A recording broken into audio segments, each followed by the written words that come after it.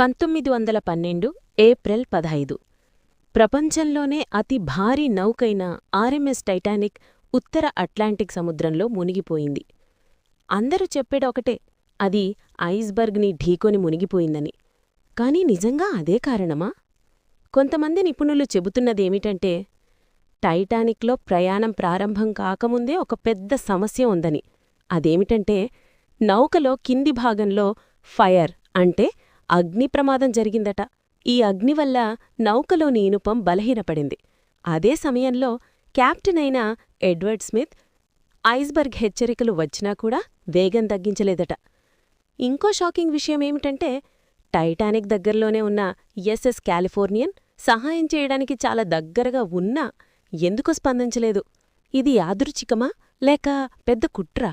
మరొక థియరీ ప్రకారం టైటానిక్ అసలు నౌక కాదు, అది ఆర్ఎంఎస్ ఒలింపిక్ అనే మరో నౌకతో మార్చబడిందని కూడా అంటున్నారు. ఇంత పెద్ద ట్రాజడీలో 1500 మందికి పైగా ప్రాణాలు కోల్పోయారు. ఇప్పటికీ టైటానిక్ మిస్టరీ పూర్తిగా బయటపడలేదు. సముద్రగర్భంలో ఇంకా ఎన్నో రహస్యాలు దాగి ఉన్నాయి. మీరేమనుకుంటున్నారు?